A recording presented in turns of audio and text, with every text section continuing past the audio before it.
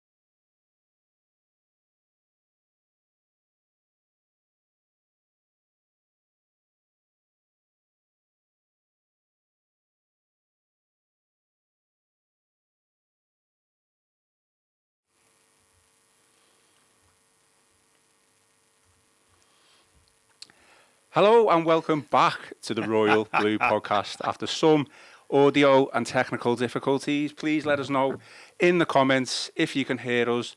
As you can see, I am hosting and producing at the same time, so it is rather difficult to keep up with things, but let's go for it again, guys, and we'll see what happens. Welcome. We are live on YouTube. I'm Ian Croll, joined by Joe Thomas and Gav Buckland, who was in mid-flow, to be honest, of his... As ever. As ever, yeah. Cut me off in my prime. I do Story of my apologise, life, Gav. that. How are you, Gav? Are you okay? I'm fine. I'm not going to give any updates on my hand. I have to go to the start of the show if you want to hear that. You will. If you're listening to this on the audio side of things, hopefully the audio is all good now, but we did have a few technical difficulties, so you can see that live on YouTube. And Joe gave his little intro before, and Joe, first of all, or second of all, how are you? Yeah, I'm very good. Cheers. Pleased to be back with a proper show. Yeah, we are getting comments saying sound is good now, La. I'm fine now, so that's all good with me. Right, we'll just go straight into it, guys, because we've done a little intro.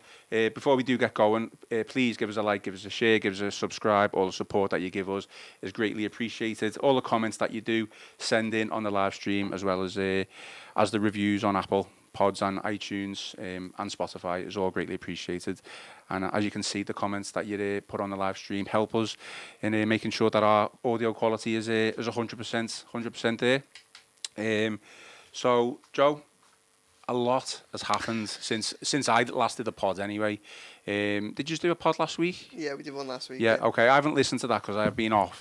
But probably since last week, the 777 deal has officially fell through, and it sounded to being a bit like open season with regards to potential investors coming in towards Everton. So do you want to give me a bit of a state of play as well as our audience?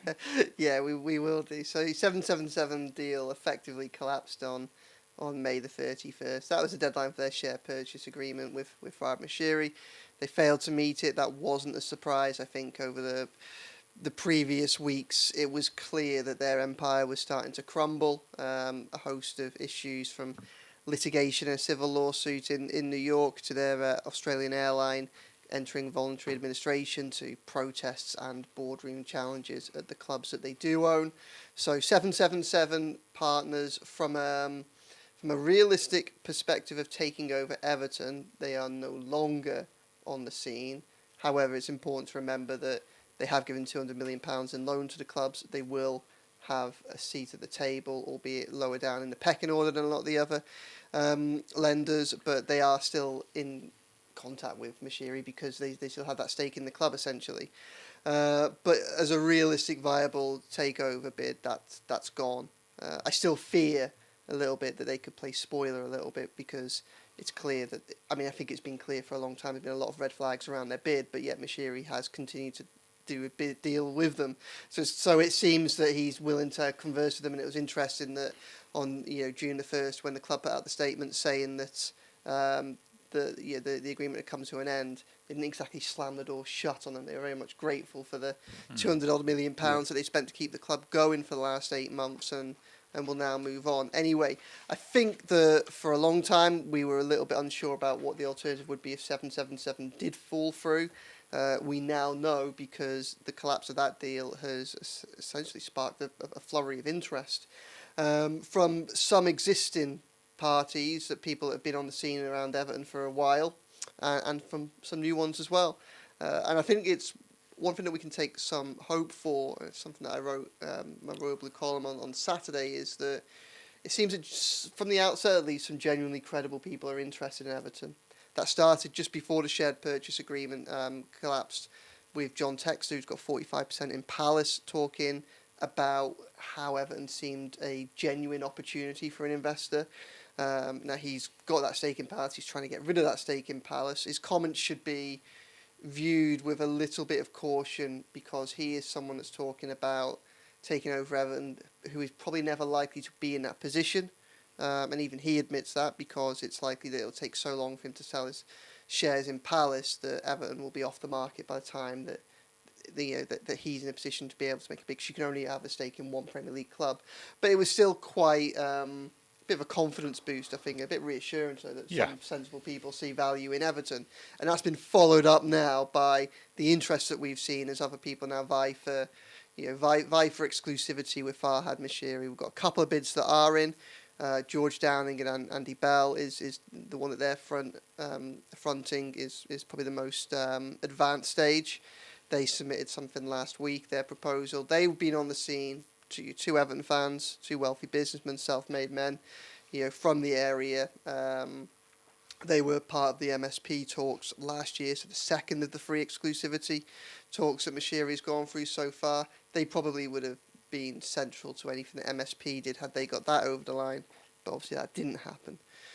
They're now fronting their own bid to take over the club this time around, and they're back. Their financing will come from the group that is basically managing the wealth of Michael Dell, the tech billionaire. I think it's probably important to state that because his financing bank is behind it, that doesn't necessarily mean that he is on board and wants to put all his billions of pounds into Everton Football Club.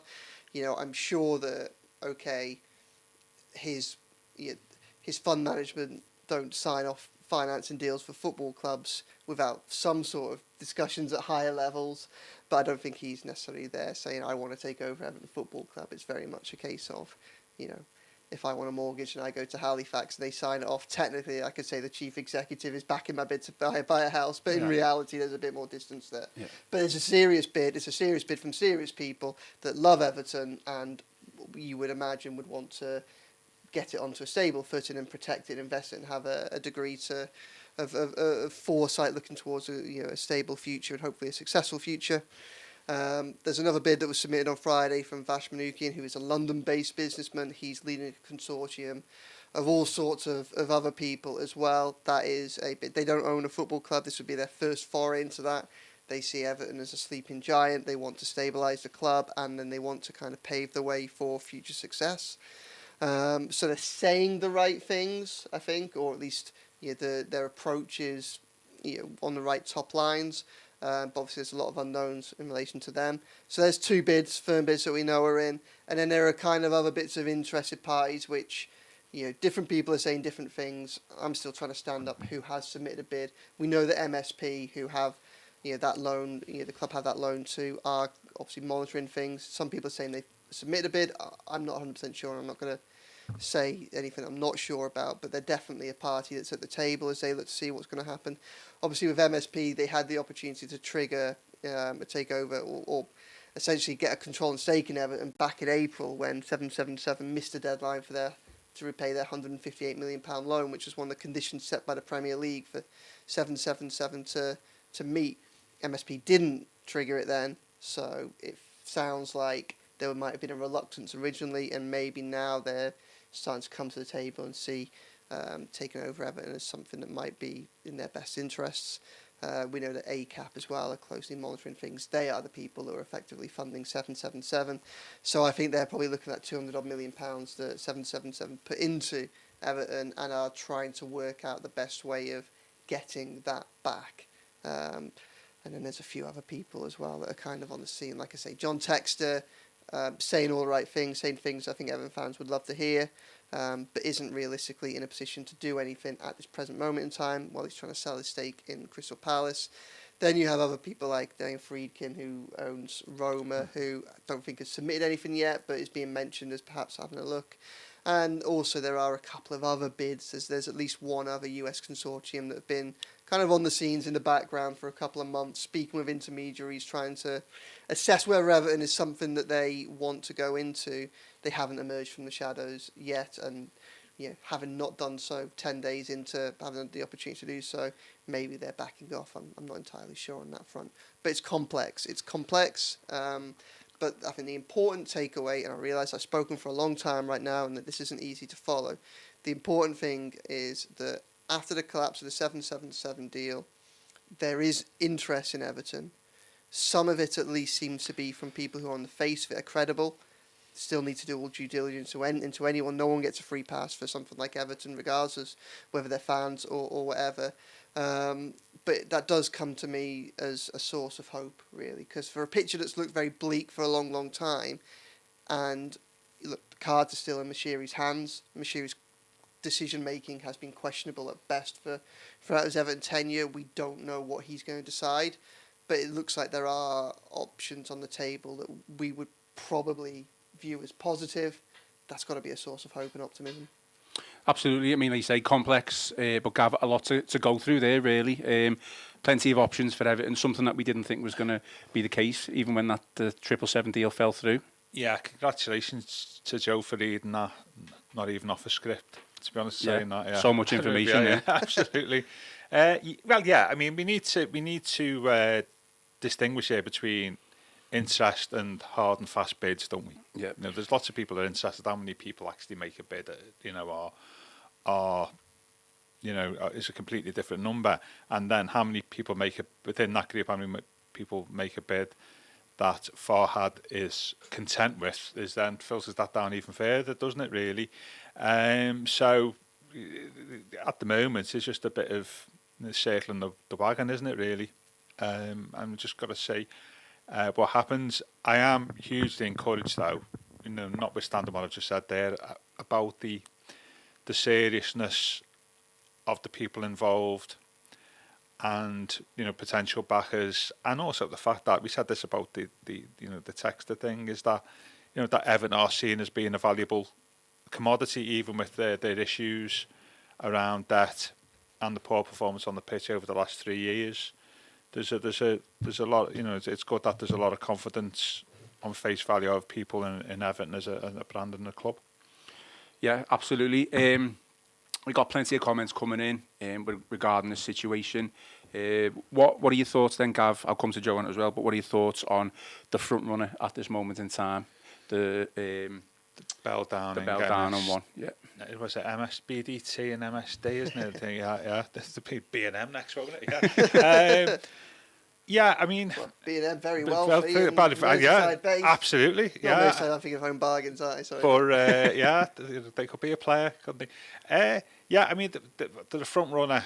But there's still issues there. But within all of this, there's two different things going on, isn't it? Buying a club and running it, as we've seen from Farhad, are two completely different things, aren't we? Yeah. It's all very well at the start saying, we had to come in, got money, we'll sort a few things out behind the scenes. You've then got to run the club. And Farhad had the money, but then couldn't run the club. Yeah. So we need to view any potential new owner not exclusively around the money they bring to the table to buy the club. We've got to look at their potential around how they're then going to run it.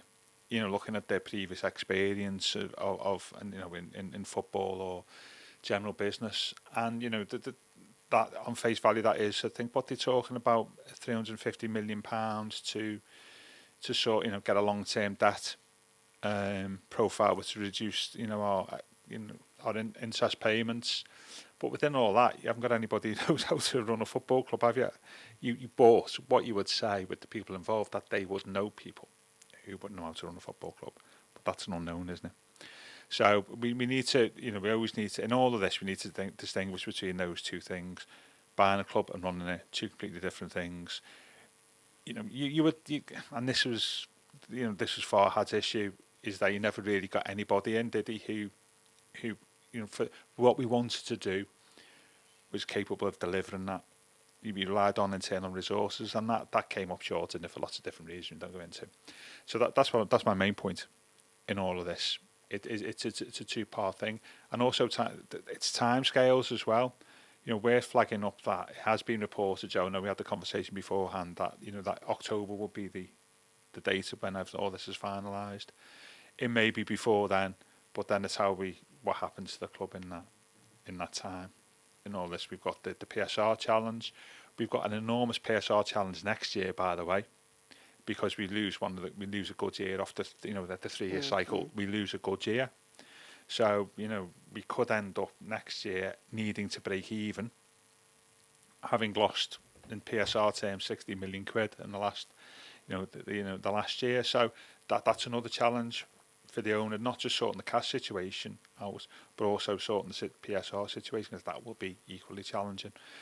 So there's lots of things that will need to happen, and we need to deal with between now and when any new owner actually plugs their laptop in, probably a Dell one maybe, in a few months' time.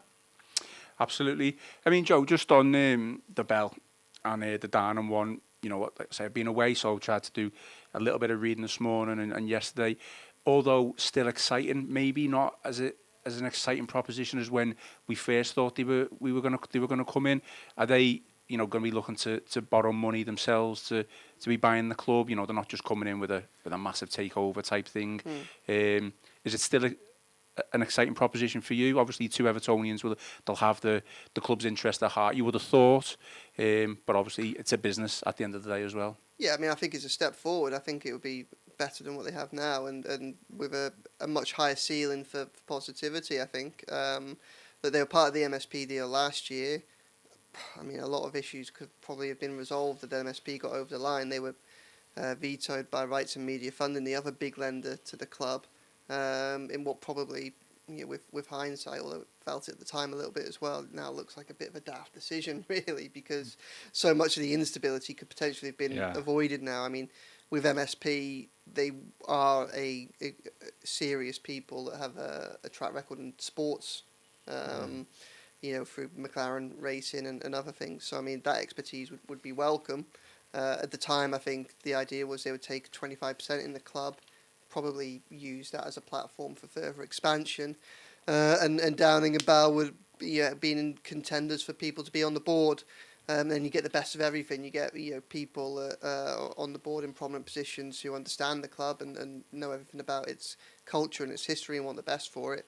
But you also have that external expertise as well in running, you know, major sports operations. I still think the Bell and Downing one, as I say, I'm not saying we still need to do due diligence and things like that and understand the nature of any deal, but I think there's a lot to be hopeful for in relation to that, because, you know, these are two men who have, you know, become multi-millionaires. They are self-made people that have the business acumen that has probably been sorely missing from Everton for a long time. Even though they might not have the background in running sports businesses, they have the background in business that I think would be very beneficial to Everton. And I think when you put that alongside the fact that, you know, they're from the area and they're Everton fans, then they will naturally, you know, as I think I wrote it the other day, you know, they're Everton fans with Liverpool, the city of Liverpool in their blood. So, I mean, the idea that, I like the idea that if you have someone like that, I can't see a scenario in which they wouldn't be more accountable than 99.9% of people that are going to be lining up to take this. These aren't going to be some faceless, you know, consortium, shadowy investors lurking in the background that you can never see or hear from or gain any access to. These aren't even going to be, you know, millionaires or billionaires that, you know, perhaps of the Farhad Moshiri, where they're absent for most of the time, and, you know, whilst obviously they have an interest in their asset doing well, you know, they're not there to gauge the temperature every day, you know, every other week to watch a game at Goodison Park, etc. So they're not that finely tuned into things. You know, with someone like Bell and Downing, I don't see how they can escape that, to be perfectly honest. And, you know, I think that would be a positive thing, because, you know, in a day and age of, you know, the Premier League football as it is, where you have nation states running some clubs, like, really, I think that the age of your local businessman done good, who's you know grown up on the terraces, taking over the club and leading success is long gone. But this might actually be a rare opportunity for something like that. And I think Everton as an institution right now is something that needs that nurturing, that care from people who actually get the organisation as part of the efforts to stabilise it and get it on a proper footing. Yes, it does need money. Yes, it probably does need external expertise. But I think it also just needs, you know, love as well, because there's so much untapped potential here. I mean, you look at everything that has happened at this club, and, you know, in particular, always you draw to it for obvious reasons. But you look at everything that the fan base has done over recent years, despite really, you know, all the obstacles that have been put in their way. You can understand why so many fans might have turned their back on the club in recent years for everything they've been put through. Instead, it's been the opposite. There's so much energy, positive energy that can be harnessed here, that could help power Everton, you know, could help turbo boost once it gets stable, to then, you know, help it move up the league and things like that, and become stronger and stronger. All that untapped potential's there, and I think you probably need some of a bit of insight and understanding of Everton to help access that. And the Bell and the Downing bit is something that you would hope would be able to do that. And yet, just on your first point, they're not going to come in and wipe the debts out. They don't have that money. That's why they turn into the Dell funding package as a result of that. Their idea, I think, which is obviously sensible, is to look, Everton are best part of £1 billion in debt. Now, £450 million to that shareholder loans to Farhad Moshiri, who hasn't formally written them off, but can't really. There is no logical way for him to get any or very much of that money back as part of any deal, because even if you wipe them out, you're still picking up £300, £400, £500 million worth of either debt or money to be finishing off the new stadium, etc. So, coming in and dealing with that is a very expensive and potentially off-putting thing for any new investor. I think what they would be doing, and probably what a couple of others doing, although not the Vach Manukian one, apparently this is all equity, they would have to probably take a look at all the loans that Everton have got, have a word with all those different lenders, try and make sense of those deals, probably pay them off with money that's borrowed from somewhere else on a more favourable interest rate, and gradually pay it off over time. Like it's a long time probably before Everton are going big in transfer markets, both for those reasons and for the PSR reasons that Gav has just explained. That doesn't mean to say Everton can make significant progress in the relatively short term with sensible people in charge, and I think that Bell and Downing offer a route to potentially sensible people being in charge. Yeah. Okay, well, someone's MEFC actually on YouTube said, "Who are you hoping for?" So I assume you just answered the question there. No, not necessarily. Like my hope is, we don't know all the details of all the bids, and I actually think that some of the bidders don't know all the details yet. I think a lot of this is, they're putting forward draft terms at the minute, and then what they'll hope to do is enter a period of exclusivity where they will thrash out the detail with Moshiri about what he gets, if anything, and things like that. So there's still a lot of unknowns in this. My hope is that I think it'd be wrong, particularly in the position that I'm in, to start talking about preferred parties certainly at this stage when we know so little. I think we have to maintain, or certainly I think it's my job to maintain, a degree of cynicism and scepticism towards all bids, as we tried to do with 777. My hope is that Farhad Moshiri ultimately makes the decision that is best for the club. If it's best for him as well, then great. The interests align. My fear is that there will still be bad options on the table here, and depending on what is driving Moshiri's decision making, which may well be what's the most that I can get out of the club, or part of my exit route, which I think was a considerable part of why 777 was attracted to him. I think he was due to get some money as a result of that. My concern is when you look at Moshiri's track record of decision making, it opens up a lot of concerns and questions. I hope he makes the best decision for the club. Now, look, Bell and Downing look like they would have a good proposal for the club. The Manukian one, I'd like to hear more about it, and I'd like to know more about anything else that comes in as well. So there's no preferred bidder from me. My preference and my hope is just that Moshiri makes the best decision for Everton Football Club, and I do take some hope and confidence from the fact that he does at least seem to have credible options, because that is something that hasn't been clear for a long time. Yeah, I don't think you can say who the favourite bidder. What you can say is what you want from the owner, isn't it? That's the thing. And what you want is somebody to reduce the debt burden, don't need for a start, finish the stadium, have a new board in place that will enable the club to drive forward. Even using existing footballing resource at the club, ensure that we have a proper footballing operation, and also Joe made a good point there is also understand and communicate with the fan base. So there's 5 and 6 things there, isn't there? I don't think it'd be great if one of those bids covers all those 5 and 6 boxes. As Joe was saying, the Bell and Downing one, in terms of understanding the fan base, well, they're probably pretty easily the best at doing that. This all reminds me a little bit of and I've said a lot, in the last sort of few months, that very much like the 93-94 season, this on and off the pitch, and that was the season when there was the boardroom battle between Bill Kenwright and Arthur Abercrombie, the so-called Manchester Consortium, was coming based in Manchester, who were massive Everton fans, and Peter Johnson, who was a Liverpool season ticket holder. And in the end, the fan base went not with the Everton supporters, went with Peter Johnson, because he was given, what appears to be on face value, the best deal for the club, i.e. more money for it. So it can, you know, when you say somebody's always a great, I'm not saying Peter Johnson ended brilliantly, by the way, but fans will, on that basis, fans will concede through a little bit of, you know, that always a blue, you know, that would be great, you know, it'd be great to have. And I think far more experts in football fan and supporters now than 30 years ago. I think supporters will probably still go with the person who's producing the best deal for the club, not the emotional attachment to people who support Everton.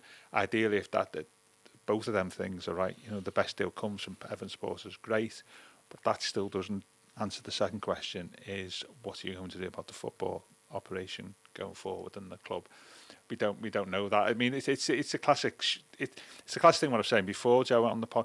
The owners and directors test only tells you so much, that you pass a test at a certain test, you know, a certain time. What it doesn't do is then, you know, predict how you're going to react once you've got through that first gate, and that's the bit I'm interested at this stage. But we'll just have to wait and see. It's pretty clear though that whoever's going to take it on has got a lot of work, hell of a lot of work to do, and a lot of resource that's going to be required to get the, you know, the Everton ship moving in the right direction again. I mean, just on your point there, Gav, like, ultimately, for me anyway, in my opinion, the final decision of this obviously is going to come from Farhad Moshiri. Yeah. We haven't got evidence to suggest that he's going to make the decision based on what's the benefit for the club. Ultimately, it's the bottom line on what's right for him. So, you know, we're still in that unknown of what we don't know what's going to happen with regards to that. Yeah. There's still other stakeholders, isn't it? There's Rights and Media Funding, there's MSP. Obviously, they'll have a say. They'll have a say, won't they? In what's going to happen. But yeah, and that is the risk in all of this. We just have to wait and see. The other fascinating thing in this is with the Dell Investment Fund, or whatever you would call it, you know, coming into it. They don't necessarily have to go with Bell and Downing. Ultimately, they just put themselves out that we would lend money to somebody. Yeah. Somebody, if that sort of gets sidelined a little bit, they could, you know, somebody else coming in could say, well, they're willing to give 350 million quid. Interesting point. I'd like a bit of that. If you know, so that in itself may bring other interested parties if there's somebody out there who's prepared to lend £350 million, and so that's an interesting little development for me.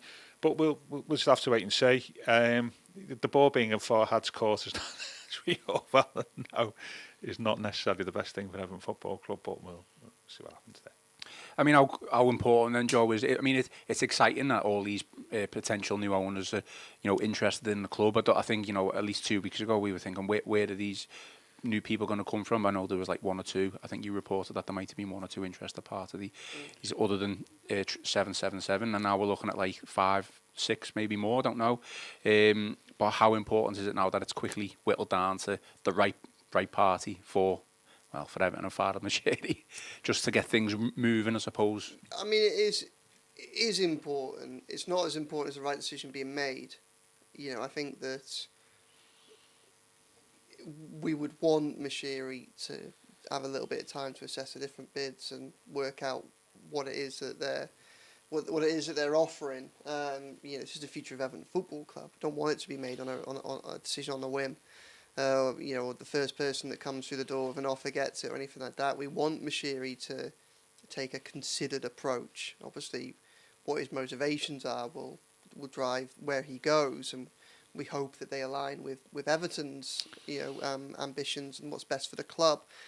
We'll have to wait and see on that. So, like speed is important because this is, I lost count of how many times I've written this over the past 4 or 5 months, but this summer is just so important to Everton for so many different reasons that you could do with clarity at the top, just in terms of even for the likes of to give Sean Dyche and Kevin Farwell a little bit of insight as to where they can go with what they want to do in the transfer window and things like that.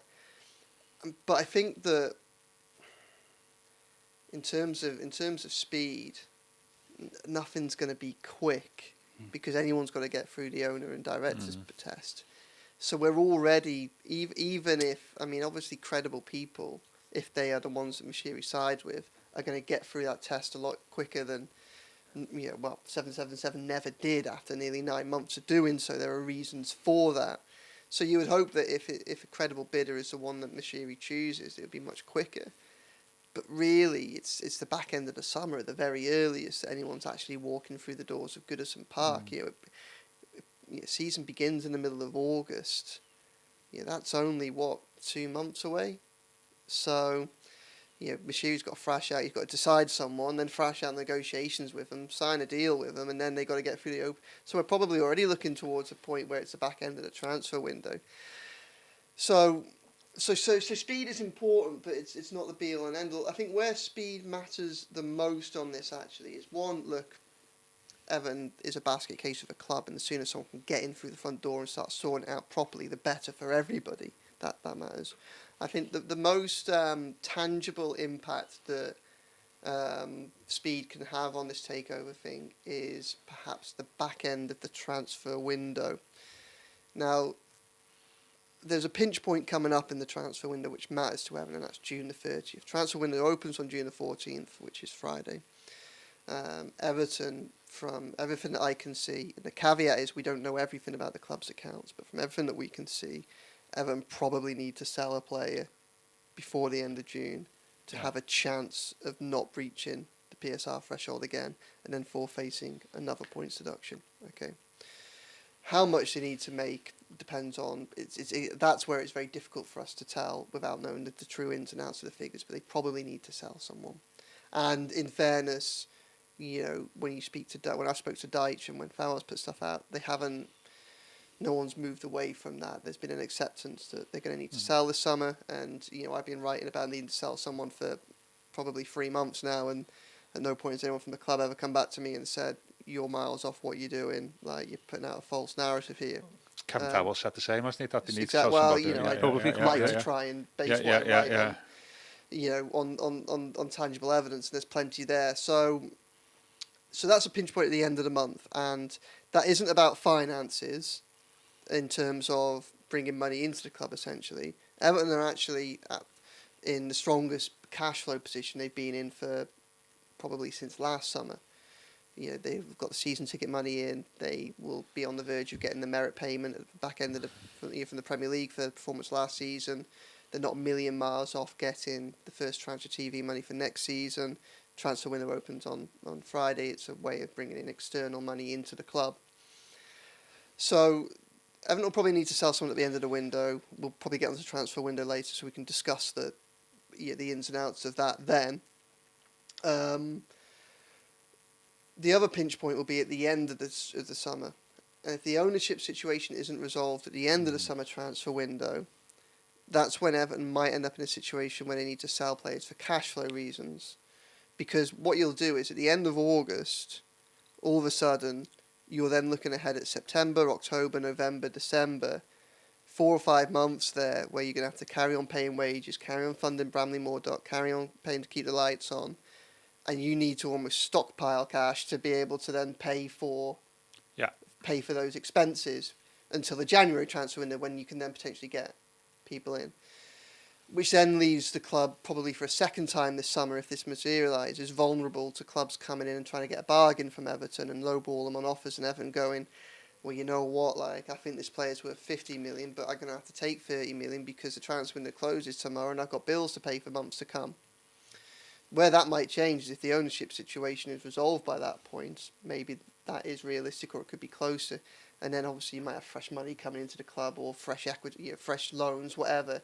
There might be a new source of money that can be used to pay for the coming months on the horizon, and that's probably where timing gets important. But for the time being, I think that as much as every day matters in terms of every day sooner that someone could come in and sort Everton out is a day closer to the club finding stability and then hopefully success. at the moment, the key thing is the right decision being made rather than a decision being made as quickly as possible. That's what I think, Gav. Yeah, no, that's right. I mean, just to put some figures, what Joe's talking about there is, say, over 3 months, we need £40 million of wages. So this is just like to get us through the summer. So next 3 months, £40 million of wages, maybe 50 million for Bramley-Moore. That takes up to 90. We've got interest payments on loans, which run into whatever you talk about, £4 or £5 million a month, say 15 million on that. So all of a sudden, you find yourself needing over the next 3 months, and also money to pay Beto's, Chimiti and stuff like that. You're talking about 110, 120 million pounds over the next 3 months.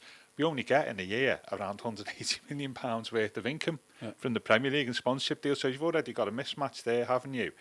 In that you're going to burn through more than half of your income in the next 3 or 4 months, in half your income in a quarter of the year. So there's a big mismatch there, and that's when you get into Joe's point about, well, how do you bridge that gap? The obvious way to bridge that gap is to sell somebody by the end of August for cash and PSR reasons. So that's why it's important, because if somebody comes in at the end of that time and refinances the club and puts cash into it, some of that cash issue goes away, but we're still left then with the PSR issue. In other words, it needs to be done quicker, sooner rather than later. There was an interesting, I thought it was an interesting meeting between the last meeting between the FAB and the Everton hierarchy, which they give the update from. And some of that they couldn't say. There was an update, I think, from the Richard Kenyon, wasn't it, about the difficulty about we want big commercial deals for the stadium and enhancing the money we get from those deals. Is you saying that because of the difficulties of the ownership and the fact that it's all up in the air, it makes it very difficult for the club to get new sponsorship deals, because people are waiting now to see what's happened, and that's been the case for 6 to 12 months, hasn't it? And our time, I mean, let's face it, we're moving into Bramley-Moore less than 12 months' time. But you would expect we'd be in a position now where we'd have a pretty good idea. This is commercially how it's going to work for us, because you have lead-in times and stuff like that.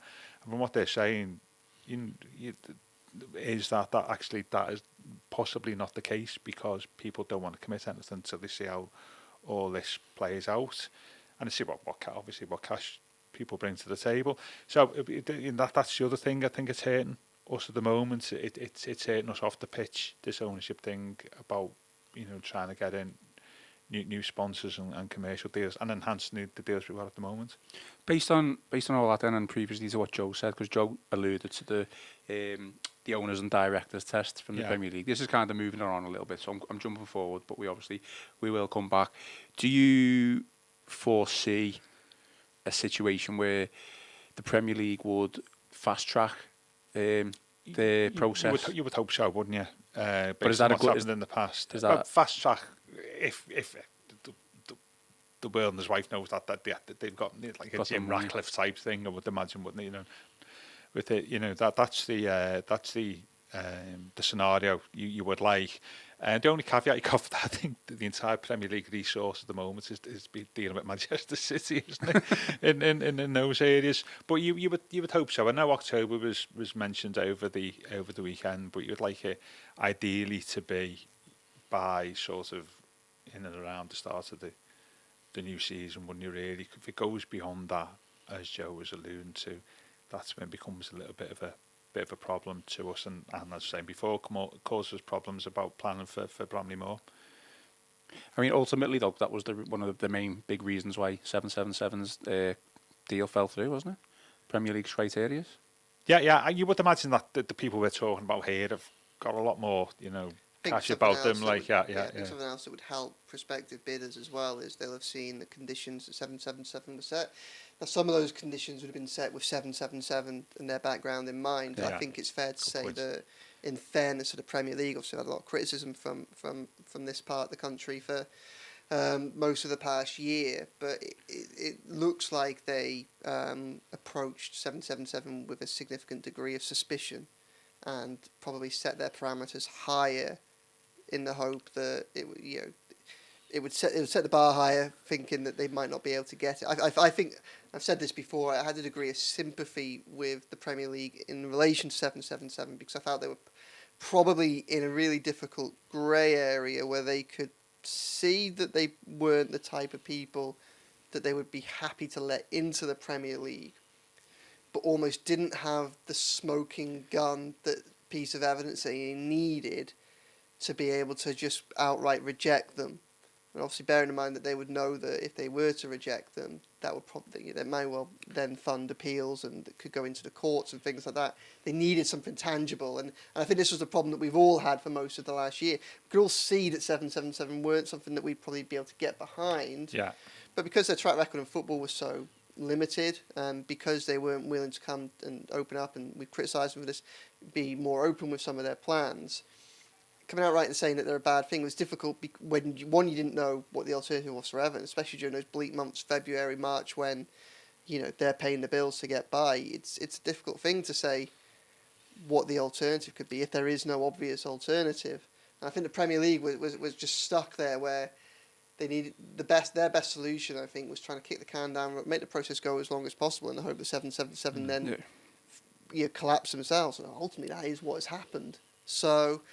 Are we saying the fast track would be then the Premier League criteria would be slightly more relaxed compared to? Yeah, I mean, I don't think there's such a thing necessarily as fast tracking the process. And I think, look, Everton is a precious commodity. We want people to get. We only want fit and proper owners for Everton Football Club. It's so precious as an institution, and it's so important not just to its fans and to the world of football, but to Liverpool and Merseyside and what that stadium could potentially do for some of the most deprived areas of not just the country but of Europe.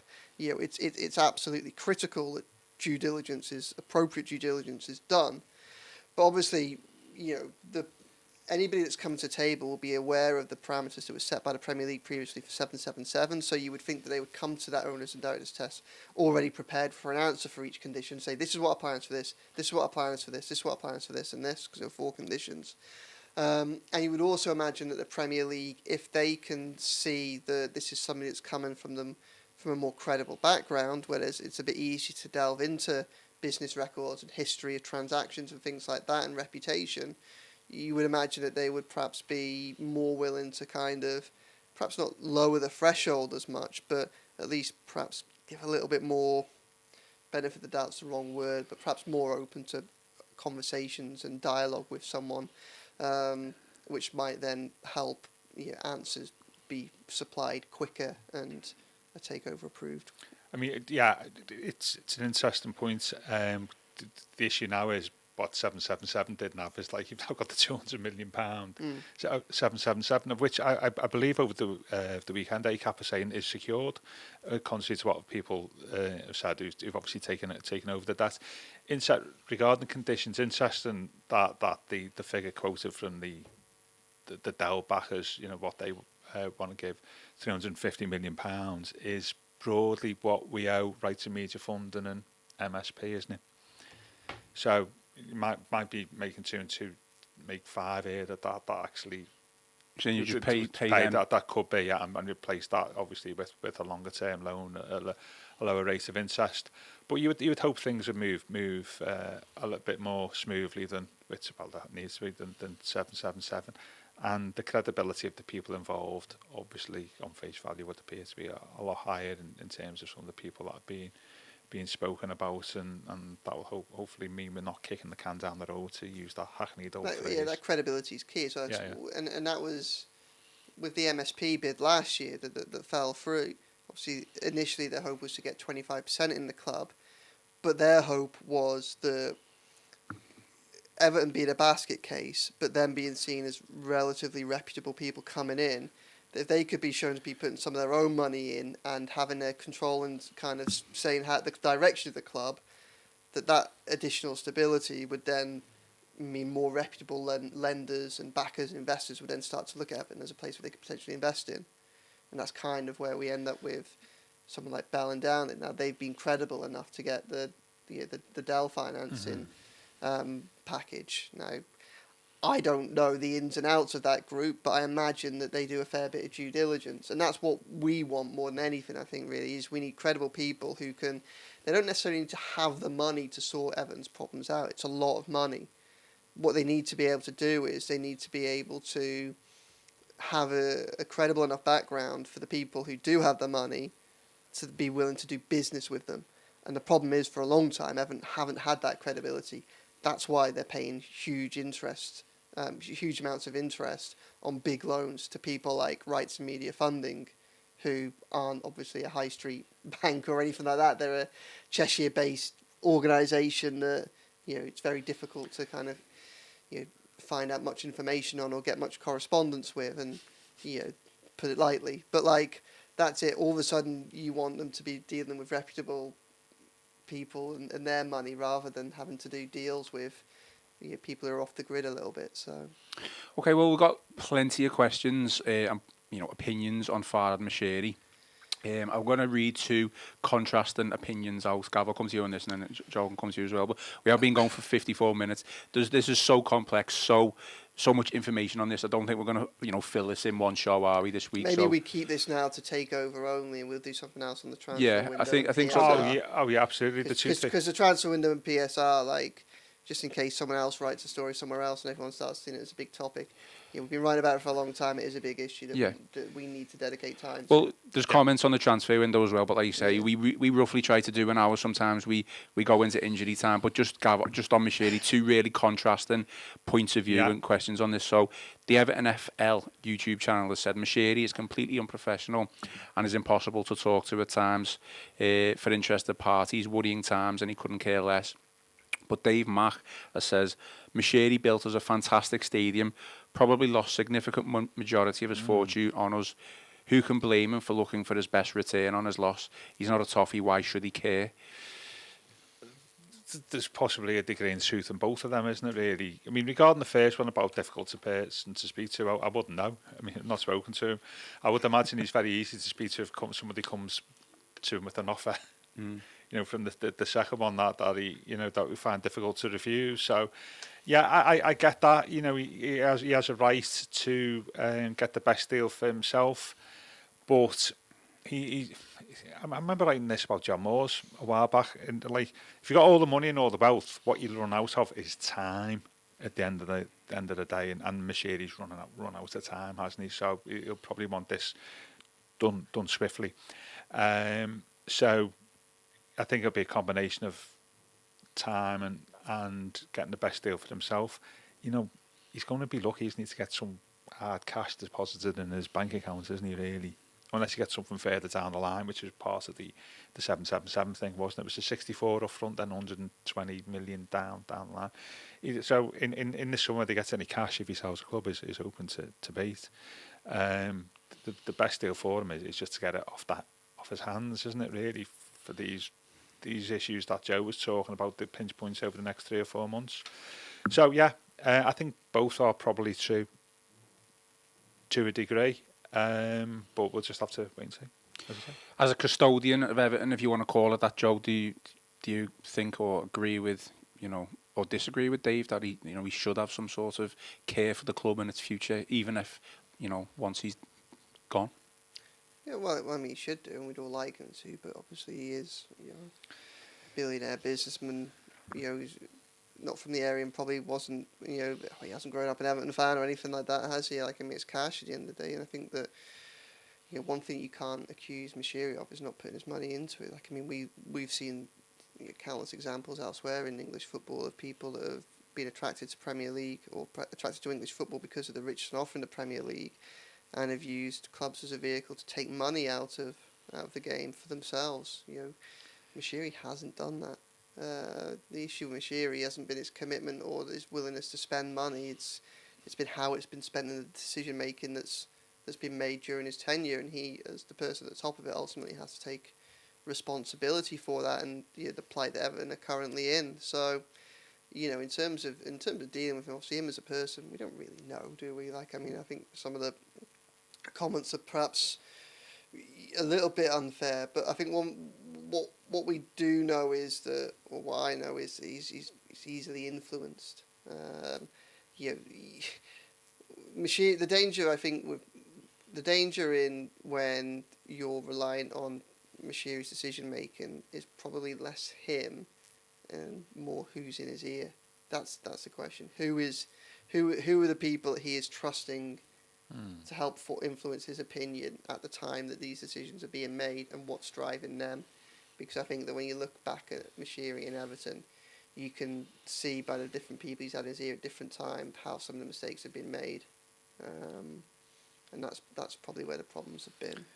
You know, if people have been, then it may well be him as obviously he's at fault for this as well, but the money he has put into Everton has been enough for the club to be in a far, far, far better position than it currently is.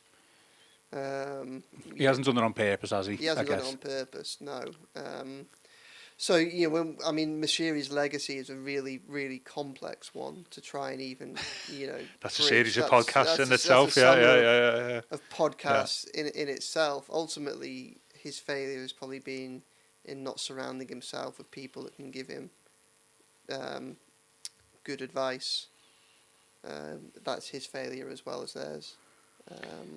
You know what his biggest mistake is?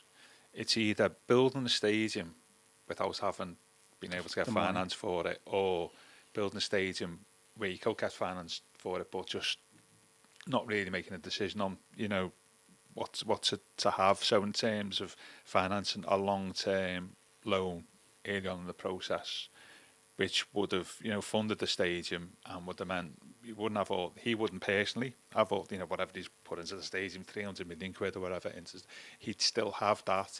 And also we wouldn't be in PSR issues, wouldn't he, because all the interest payments and all that type of stuff would have been taken into account.